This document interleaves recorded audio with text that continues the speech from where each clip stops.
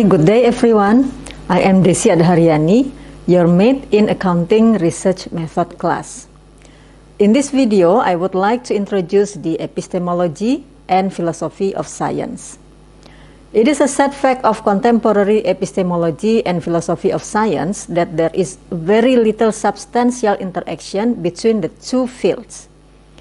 Most epistemological theories are developed largely independently of any significant reflection about science, and several philosophical interpretations of science are articulated largely independently of work done in epistemology. There are occasional exceptions, of course, but the general point stands. This is a missed opportunity. Closer interactions between the two fields would be beneficial to both. Epistemology would gain from a closer contact with the variety of mechanisms of knowledge generation that are produced in scientific research. With attention to sources of bias, the challenges associated with securing truly representative samples, and elaborate collective mechanisms to secure the objectivity of scientific knowledge. It would also benefit from close consideration of the variety of methods, procedures, and devices of knowledge acquisition that shape scientific research. Epistemological theories are less idealized and more sensitive to the pluralism and complexities involved in securing knowledge of various features of the world. Thus, philosophy of science would benefit in turn from a closer interaction with epistemology, given sophisticated conceptual frameworks elaborated to refine and characterize our understanding of knowledge, justification, evidence, and the structure of reasons, among other key epistemological notions. Before we continue with the discussion, let us talk about epistemology first. Epistemology is the branch of philosophy that investigates the nature, scope, and limits of knowledge. Epistemological inquiries explore how knowledge is acquired, evaluated, and structured. Epistemology delves into the foundations of knowledge, challenging assumptions about certainty, and exploring the methods and processes. You can see the research framework from the diagram. It depicts the ontology, epistemology, methodology, and methods. The example of epistemology is positivism, and there is also interpretivism. Let us discuss the comparison between positivism and interpretivism. For positivism, the underlying principle for positivism is a scientific outlook on knowledge and the world. Data collection is undertaken on the basis of statistics and large numbers of participants. While for interpretivism, the underlying idea of the interpretivist approach is that the researcher is part of the research, interprets data, and as such can never be fully objective and removed from the research. Epistemologists and philosophers of science have been concerned with the proper understanding of knowledge. In the hands of epistemologists, knowledge is approached primarily from the perspective of a conceptual analysis, as emerging from the attempt to introduce individually necessary and collectively sufficient conditions to characterize knowledge. Although searching for a proper conceptual analysis of knowledge may help to clarify concept, philosophers of science approach the issue differently. They tend not to provide an account of knowledge, but to examine ways of producing and assessing knowledge. However, such knowledge is ultimately established. Different scientific fields invoke distinct resources to achieve the goal of advancing knowledge in the relevant field. Philosophers of science tend to examine critically the ways in which these techniques and procedures are invoked to secure knowledge, how they work, their limitations, and the possibilities they open. Epistemic resources are explored in the particularities of the fields under study.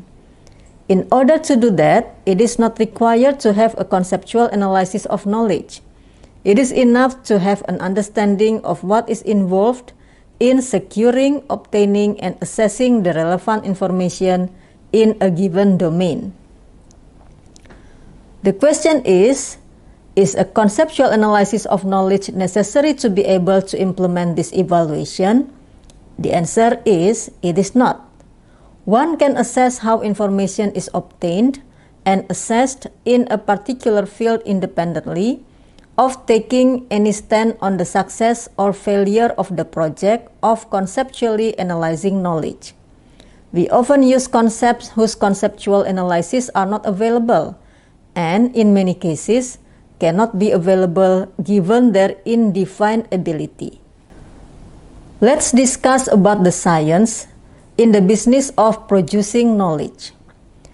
Within epistemology, there is a claim that science is in the business of producing knowledge. The serious business of science has to do not with knowledge per se, but rather with the elimination of possibilities through the evidence of perception, memory, etc., and with the changes that one's belief system would or might or should undergo under the impact of such eliminations. An expert named Lewis, in 1996, introduces three main rules for how possibilities can be properly ignored. The first one is the rule of reliability. Consider processes whereby information is transmitted to us: perception, memory, and testimony. These processes are fairly reliable. Within limits, we are entitled to take them for granted. The second one is the rules of method. We are entitled to presuppose that a sample is representative and that the best explanation of our evidence is the true explanation. And then the last one is the rule of conservatism. Suppose that those around us normally do ignore certain possibilities, and it is common knowledge that they do. Then again, very diffusively, these generally ignored possibilities may properly be ignored. Associated with changes in particular contexts of knowledge assessment, we find a phenomenon that has challenged various realist views about the development of science. It is the incommensurability problem. There is no common standard of evaluation to determine the reference of certain theoretical terms. Depending on the context one considers, such as particular domains of application of a theory, there are different ways of determining the reference of such terms. But can instruments be used to overcome the problems that emerge from incommensurability? In principle, it might be thought that the answer should be negative. After all, the argument goes, the use of instruments relies on various theoretical assumptions, and the latter will just carry over the incommensurability found at the level of theories. Since theories are routinely invoked in the construction and use of scientific instruments, it would not be possible to use the latter to resist the effects of incommensurability. After all, these effects will emerge just as vividly in the theories that underlie the instruments as in the theories that inform the relevant parts of scientific practice. This line of argument, however, can be resisted in multiple ways. First, it is quite controversial to claim that theories need to be adopted in the construction and use of scientific instruments. In several instances, some theories are indeed used in the construction of instruments, but these theories turn out to be false, and the instruments work just as adequately. So this can work, right? Second, it is quite controversial to claim that theories need to be invoked in the use of instruments. There is a relative autonomy of the instruments with respect to theories. Observational practices are certain procedures that are ultimately grounded on observation. Observation, of course, is not a static, passive process of simply opening one's eyes. It is rather a much more active process of interaction with different observable aspects of the world, one that relies on all our sense modalities and explores the triangulation provided by the interconnection between them. Process of this kind involve the following epistemic features: counterfactual dependence, robustness, refinement, and tracking. First, let's discuss about counterfactual dependence. These are the two key conditions from which the remaining three listed below follow.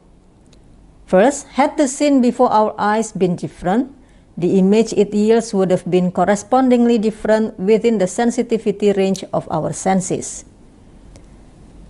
Second, had the scene before our eyes been the same, the resulting image would have been correspondingly the same again within our senses' sensitivity range.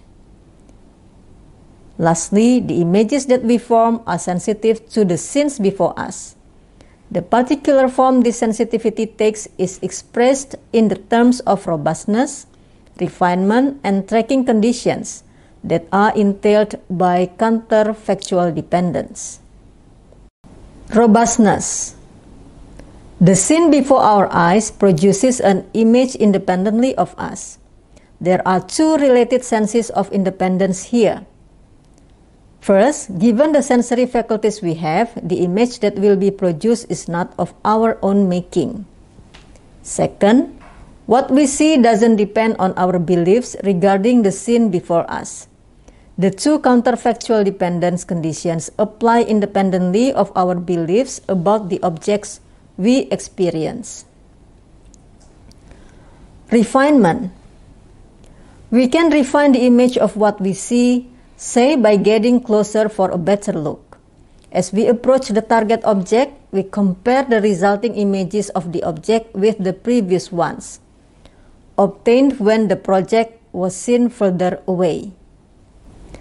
Tracking. Two forms of tracking are enabled by the counterfactual dependence condition. Given the sensitivity of our perceptual apparatus to the environment around us, we can track objects in space and in time. We can move around an object to detect differences in its spatial tracking. We can also stay put and observe changes in a given object over time.